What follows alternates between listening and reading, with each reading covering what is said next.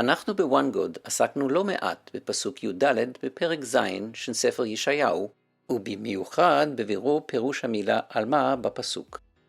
היום אנחנו שוב חוזרים לישעיהו ז' י"ד, ולדיון אודות התרגום של המילה עלמה, לאור החקירה שבה עסק הצוות שלנו. הטענה הנוצרית הנפוצה, המופיעה באלפי דפי אינטרנט, גורסת כך. תרגום ה-70, שהוכן על ידי יהודים דוברי יוונית בשנים 100 עד 250 לפני הספירה, הבין כי המילה עלמה יכולה להתפרש כבתולה. כלומר, היהודים עצמם הבינו את משמעותה כבתולה עוד לפני בוא הנוצרות. אבל האם זה נכון? טענה זו נשענת על מספר הנחות סותרות. הראשונה, המונח היווני פרתנוס בישעיהו ז' י"ד הובן על ידי המתרגם היהודי כבתולה. השנייה, תרגום זה משקף הבנה יהודית של עלמה בזמן שנוסחה הגרסה הרשמית של תרגום ה-70. השלישית, המילה היוונית פרתנוס נשאה מאז ומעולם משמעות של בתולה. כפי שממחישים הסעיפים הבאים, כל אחד מההנחות האלה אינה נכונה. בטרם גובש התרגום היווני המוכר לנו היום כתרגום ה-70, ובטרם קובע ויוצב בנוסחו המאוחר, היו בנמצא מספר לא ידוע של תרגומים מוקדמים יותר. כפי שנראה, אחד מהתרגומים הללו, הידוע במחקר בשם התרגום היווני הקדום, שימש בסיס ליצירת הנוסח שעליו נשען התרגום של ספר ישעיהו בתרגום ה-70 המצוי בידינו כיום. תרגום זה נכתב מאות שנים לפני הופעת הנצרות, ואין ספק שמדובר במפעלם של מתרגמים יהודים.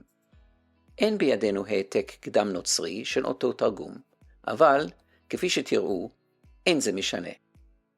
נראה כי רק בשלב מאוחר יותר קיבלה המילה היוונית פרתנוס משמעות מצומצמת של בתולה בלבד, אך לא כך היה תמיד. לפני שהתבססה המשמעות זו, נשאה המילה פרתנוס קונוטציה חברתית רחבה יותר, ולא בהכרח גינקולוגית. כך למשל פינדרוס, בפיוטים ג' מתייחס לקורוניס כאל פרתנוס, לאחר שהרתה על ידי האל היווני אפולו, ולאחר מכן שכבה עם איסחיס. כך גם באיליאדה מאת הומרוס, יאודורוס מכונה בנו של פרתנוס, אחרי שאימו שכבה עם הרמס. הלקסיגרף החשוב, וילהם גסניוס, מציין בלקסיקון שלו כי המונח פרתנוס ציין בראש ובראשונה אישה צעירה בגיל נישואין, ולאו דווקא אישה שמעולם לא קיימה יחסי מין. בנוסף, הוא מכיר בכך שהעלמה שבישעיהו ז' י"ד היא אישה נשואה. גם בתוך תרגום ה-70 עצמו, אנו מוצאים שדינה מכונה פרתנון ופרתנו אף לאחר שנאנסה. מכל האמור עולה בבירור כי בשעה שבה נכתב התרגום היווני הקדום, המילה פרתנוס לא התפרשה כבתולה, ואף לא נשאה בהכרח משמעות של ביטולין. כעת נעבור לבחון את התקופה שבה המילה פרתנוס קיבלה את המשמעות בתולה. בתקופה הזו, 3 מתרגמים יהודים תרגמו את התנ"ך ליוונית. אקילה, סימחוס וטידוטיונוס.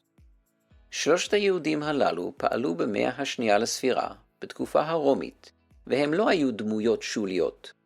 כל אחד מהם נחשב כמתרגם מומחה. תרגומיהם משקפים ידע מעמיק בטקסט העברי, ואלה הוערכו מאוד בקרב מעגלי לימוד יהודיים ונוצריים.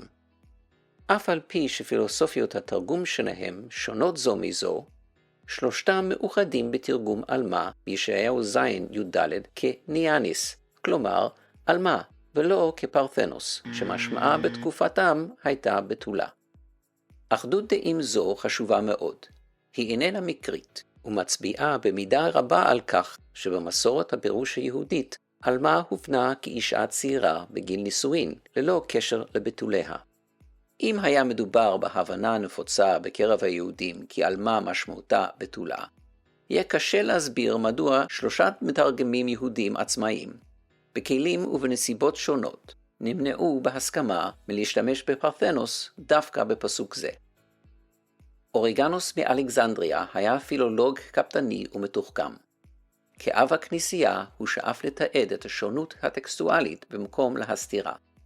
עבודתו מציגה ראיות לתרגומים יוונים מתחרים של התנ"ך, פרי עטם של מתרגמים יהודים. עם זאת, אוריגנוס פעל כולו בתוך סביבה אינטלקטואלית וטקסטואלית נוצרית. עבודתו שלו, האקסיפלה, היוותה שלב חשוב ביותר ביצירת תרגום משיבים.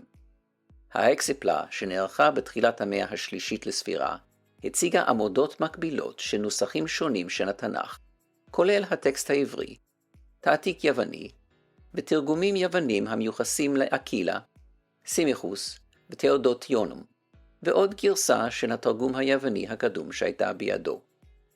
כהערה צדדית, חשוב ביותר לציין שאין כיום אף כתב יד יווני מוקדם, לפני ההקסיפלה, שמכיל את הפסוק מישעיהו ז'-י"ד.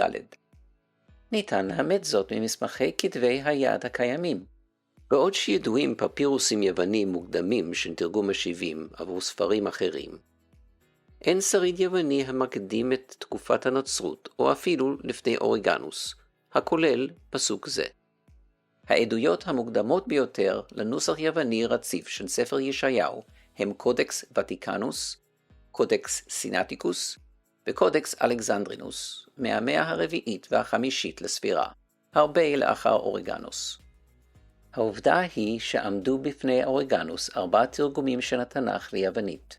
3 מהם תרגמו את המילה עלמה בדרך שבה היא בדרך כלל מתורגמת בתרגום משיבים, היינו קניאניס, והרביעי תרגם את המילה כפרתנוס.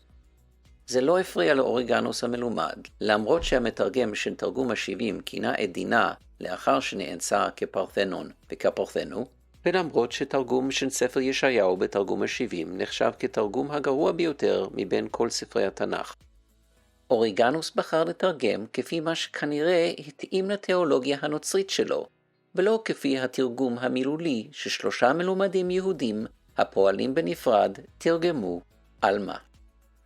וזה למרות העובדה שמשמעותה של המילה פרתנוס בעת תרגומו של התרגום הרביעי הייתה שונה מהמשמעות העדכנית של המילה בתקופתו.